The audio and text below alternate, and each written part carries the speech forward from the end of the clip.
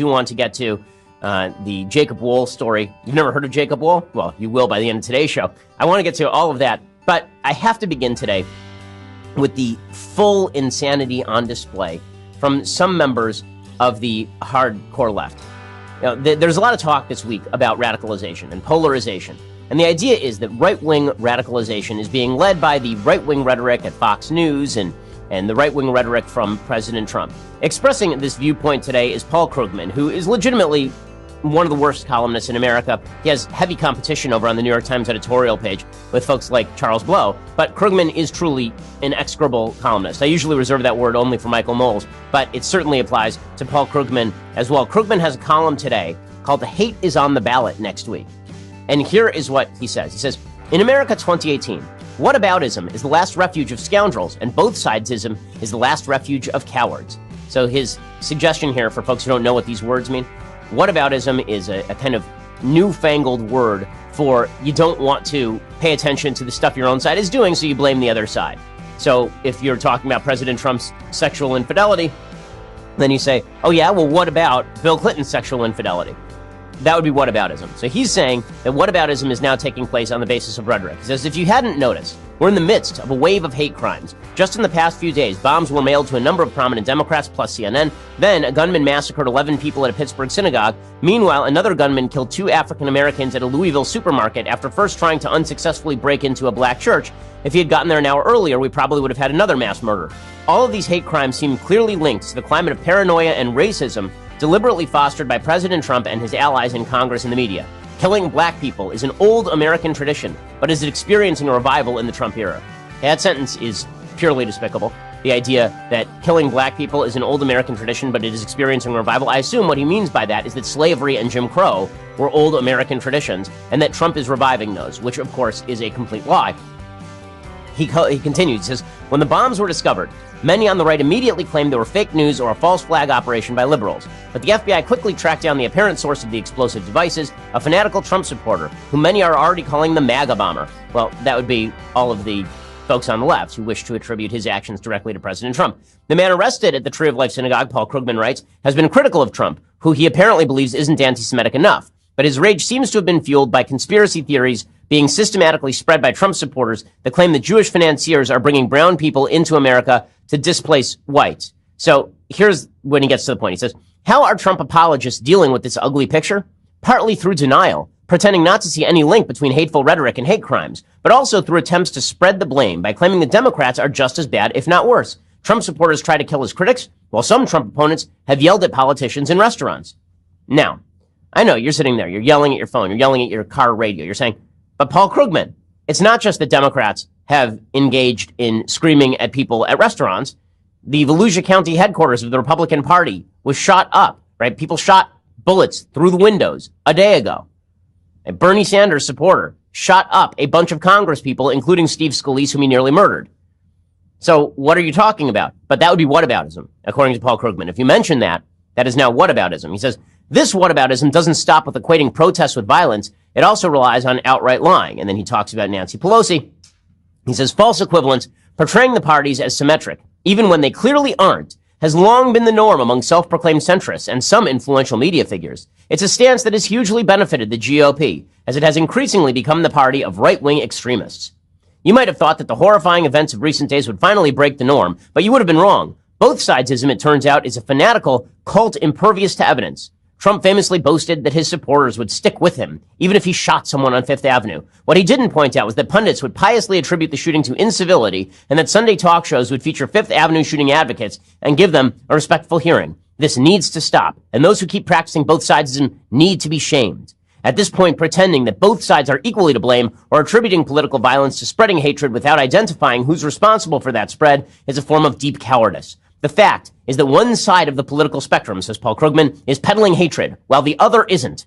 And refusing to point that out for fear of sounding partisan is, in effect, lending aid and comfort to the people poisoning our politics. Yes, hate is on the ballot next week. So it's the Democrats are completely innocent. The Republicans are completely blameworthy for every terrible thing that's been said, leading to a rash of hate crimes. And it's not just Paul Krugman saying this. It's also Don Lemon. So Don Lemon on CNN, a man who you recall defended Antifa in recent weeks, he went on his show with Chris Cuomo. The worst segments on CNN are always Don Lemon with Chris Cuomo. They're always just the worst.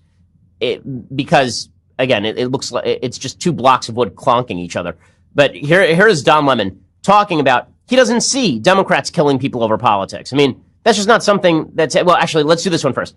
Don Lemon says the biggest terror threat is white men. Listen to his language here. He says, we have to stop demonizing people. We have to stop demonizing people, but white men are the devil. Here is Don Lemon saying the biggest terror threat is white men. So we have to stop demonizing people and realize the biggest terror threat in this country is white men, most of them radicalized to the right. And we have to start doing something about them. There is no travel ban on them. There is no ban on, they have the Muslim ban. There is no white guy ban. So what do we do about that? So I've heard that inflammatory rhetoric only is present on the right.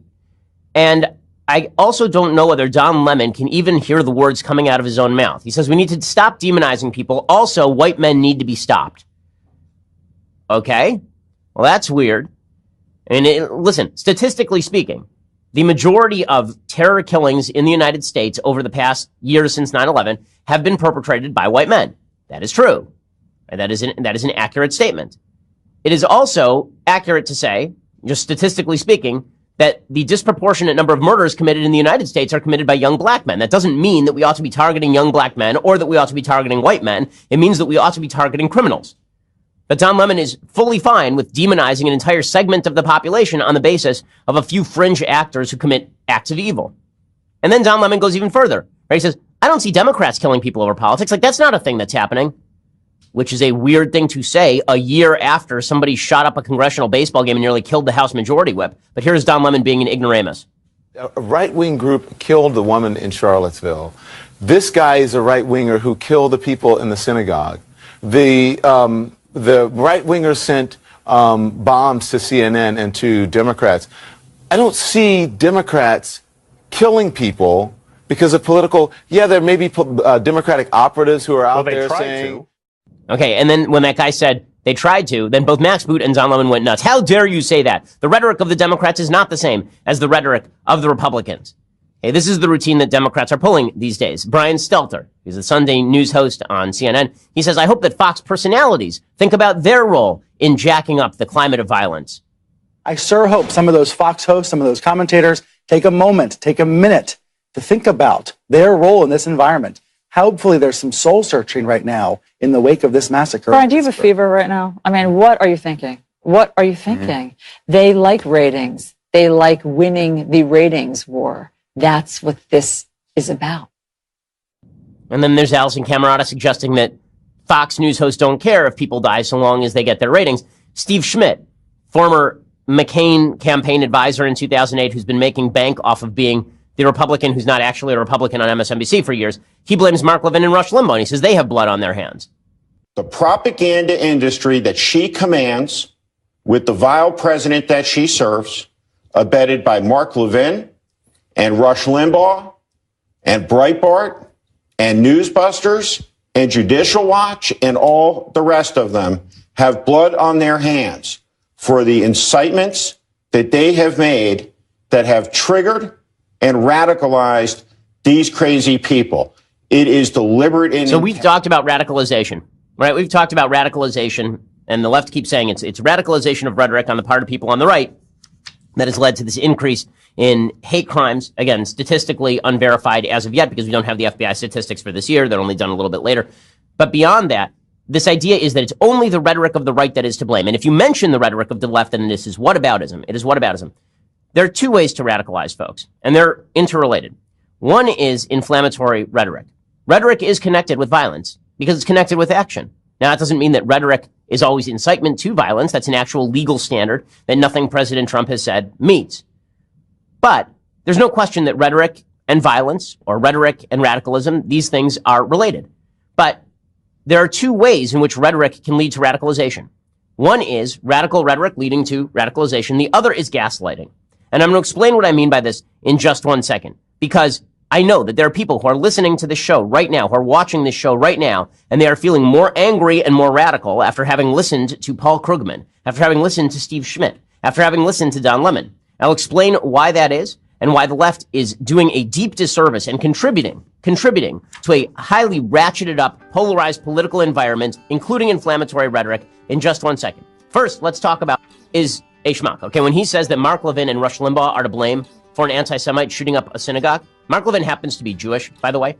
And then Chris Hayes in that same clip comes back and says, oh yeah, and there used to be all these Republicans who used to condemn bad rhetoric, like Mitt Romney and Ben Shapiro. It's like these people haven't listened for 5 minutes to my show in which I condemn bad rhetoric on all sides on a routine basis, like legitimately every day. Every day. But there's a narrative that's being driven here by Don Lemon, a guy who defended Antifa. Right? That only one side of the aisle is responsible, and if you mention the other side of the aisle, this is because you're being dishonest. This is gaslighting. So a lot of President Trump's critics have, in some cases rightly, suggested that President Trump gaslights his opponents. Though what he does is he says something that is false. People say that it's false. He says, I never said that. That's not what I said. What I said is something completely different. Who are you going to believe? You or your own lying eyes? Okay, the left is doing that right now. What the left is doing is engaging in inflammatory rhetoric. They are claiming that Republicans across the country are responsible for an anti-Semitic slaying at a synagogue, are responsible for a nut job, a whack job in Florida sending pipe bombs to Democratic officials. And then they say, who, us? We're radicalizing people? No, how dare you? How dare you? We're just here calling it like we see it. We're just here being honest about the situation that we face. And at the same time saying, well, no, Democrats have never engaged in violence. Okay, it's not just the congressional baseball shooting, folks. Okay, within the past few years, we've seen riots in Ferguson, Missouri. We saw riots in Baltimore, Maryland. We saw riots in Charlotte, North Carolina.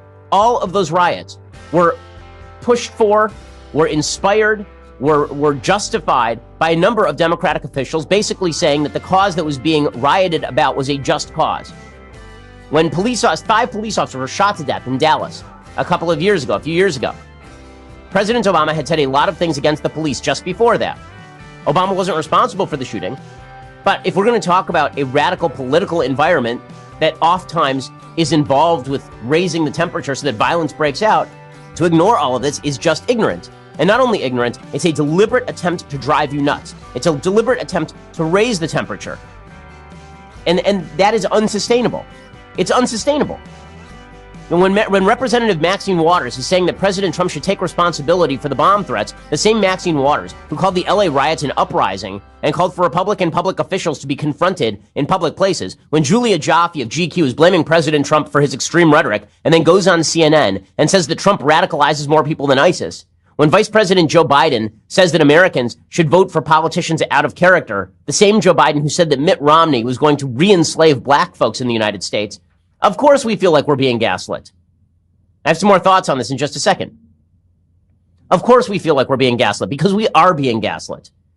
Okay, the Democrats have suggested that they are responsible for none of what has happened. President Trump is the beginning of time. With President Trump, the universe burst into being suddenly. The Big Bang of politics occurred, and suddenly time began flowing forward. Before, there was no such thing as time. Then President Trump sprung on the scene, and suddenly he was the creator, Lord and master of all bad rhetoric in the United States.